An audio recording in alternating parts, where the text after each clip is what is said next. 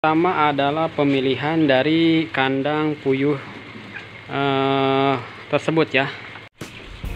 Assalamualaikum warahmatullahi wabarakatuh. Oke kawan-kawan, selamat beraktivitas kembali. Di pagi hari ini cukup cerah cuacanya. Semoga berternak kalian juga dilancarkan ya. Oke, di video kali ini saya akan membahas tentang beberapa faktor kegagalan di dalam berternak puyuh ya, khususnya ini untuk para pemula. Nah, di sini kita akan bahas 3 faktor ya yang menyebabkan para pemula ini berternak puyuh terhenti ya dan tidak melanjutkannya. Oke, mungkin buat para peternak yang pemula ini bisa dicatat ya, faktor apa saja yang menyebabkan kegagalan di dalam berternak puyuh ya. Nah, ini saya sedikit berbagi pengalaman saja ya buat kawan-kawan yang mungkin baru terjun di dunia peternakan puyuh.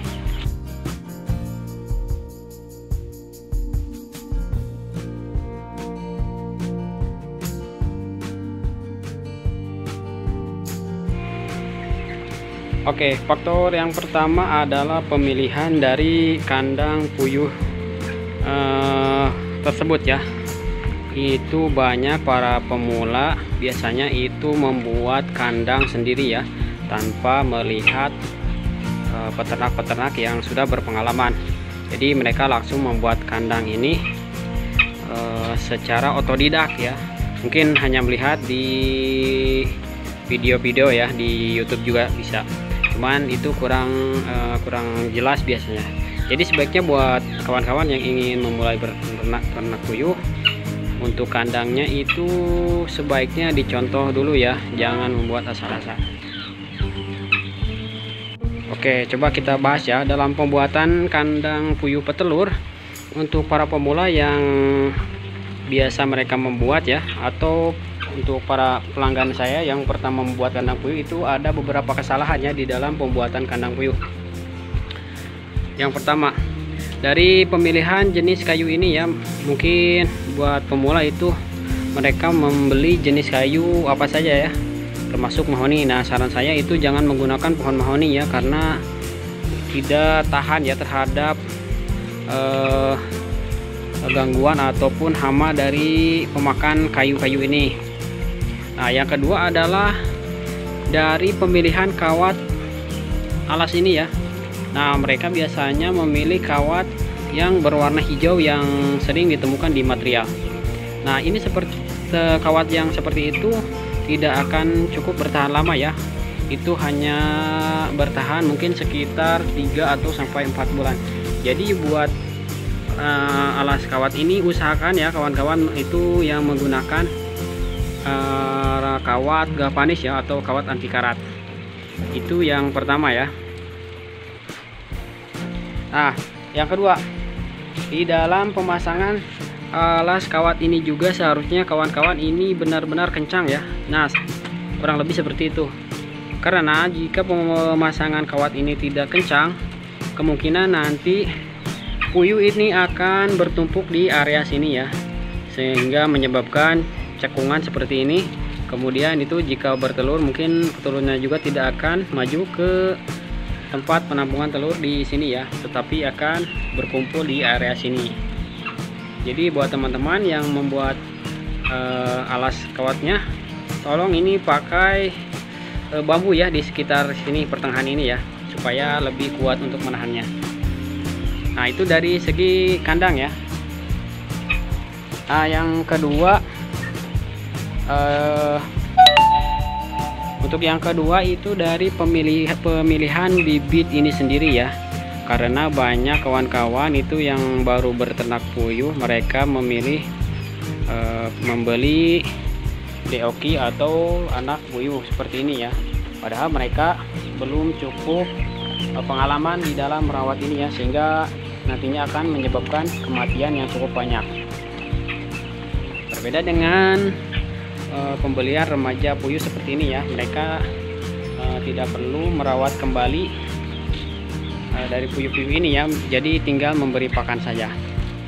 Nah, itu faktor yang kedua ya dari beberapa pengalaman saya pengiriman bibit, kemudian mereka berkonsultasi dan mereka baru pertama terjun di dunia peternakan, kemudian mereka hanya langsung membeli DOP puyuh sehingga kematiannya cukup tinggi ya. Nah, yang ketiga ini dari cara memberi pakan ini ya. Nah, untuk para pemula mungkin karena mereka tidak sabar ingin melihat puyuh segera bertelur, jadi usahakan ya untuk penggunaan pakan ini gunakan pakan murni ya, gunakan pakan murni. Nah, mungkin buat teman-teman yang hanya mendengar dari orang-orang lain itu pakannya harus dicampur inilah, harus dicampur itulah, bahkan ada yang menggunakan bekatul saja, ada juga yang menggunakan campuran dari pakan ayam petelur, bahkan menggunakan pakan ayam petelur. Nah, menurut saya itu tidak baik ya, sehingga di dalam bertelurnya pun nanti akan cukup telat ya. Nah, jadi buat kawan-kawan yang baru mulai berternak puyuh itu usahakan pemberian pakan murni ya sampai memang bertelur. Jadi kita begitu ada pengiriman bibit puyuh, kemudian berikan pakan ayam pedaging sampai puyuh tersebut bertelur ya minimal sekitar 40% ya. Jika pengirimannya 100 ekor mungkin dari 40 butir, kemudian bisa diganti dicampur dengan pakan puyuh petelur. Dan ingat ya, jangan coba-coba menggunakan pakan bekatul ataupun pakan campuran. Ini jika menggunakan pakan campuran, sebabnya atau akibatnya nanti puyuh-puyuh ini akan telat bertelur ya.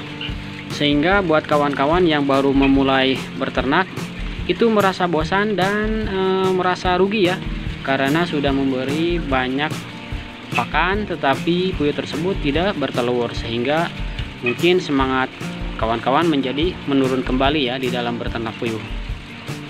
Nah, itu jadi usahakan untuk pemberian pakan murni ya, murni atau pakan ayam pedaging terlebih dahulu ya untuk sampai bertelur. Kemudian setelah bertelur itu menggunakan puyuh petelur. Nah, itu adalah dari hasil konsultasi ya dari beberapa peternak pemula yang pernah saya kirim bibitnya ya gitu. Oke, saya jelaskan kembali ya. Faktor-faktor yang pertama ini adalah pembuatan kandang puyuh petelur ini ya. Banyak pemula yang membuat kandang asal-asalan sehingga kurang bagus ya dari pembuatan kandangnya sendiri, dan banyak kekurangannya sekali dari pembuatan kawat, dari pembuatan kandang ya, mulai dari pemasangan kawat ini, bahkan ada yang tempat kotoran ini tidak memakainya ya. Dari 3 tahap ini mereka langsung disimpan tempat kotorannya itu di bawah, padahal untuk yang kotak yang kedua dan yang paling bawah itu nanti akan terkena jatuhan kotoran dari atas. Ada juga yang menggunakan pakan bekatul kemudian dicampur dengan air. Pokoknya macam-macam ya dari faktor itu ya. Intinya ada 3 kemungkinan ya dari kegagalan berternak dalam puyuh itu. Yang pertama pembuatan kandang yang kurang baik, yang kedua adalah pemilihan bibit yang mereka itu lebih mungkin memang harga lebih murah ya untuk pembelian DOP, tapi saran saya untuk pemula itu menggunakan siap telur ya, karena tidak perlu merawat kembali. Jadi lebih cepat di dalam menghasilkan telur sehingga kawan-kawan menjadi lebih bersemangat kembali ya. Dan yang faktor yang ketiga adalah dari pemberian makan ini ya. Jadi jangan asal-asalan ya. Saya tegaskan kembali, jangan asal-asalan. Kawan-kawan cukup membeli pakan ayam pedaging untuk sampai bertelur, kemudian diganti dengan puyuh petelur.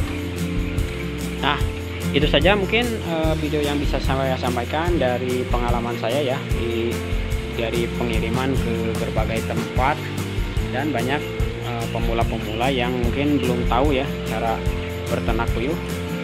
Semoga tips barusan bisa bermanfaat dan hindari yang ketiga hal tersebut ya di dalam memulai berternak puyuh, kecuali mungkin kawan-kawan sudah mulai terbiasa di dalam berternak puyuh.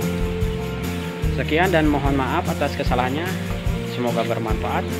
Wassalamualaikum warahmatullahi wabarakatuh.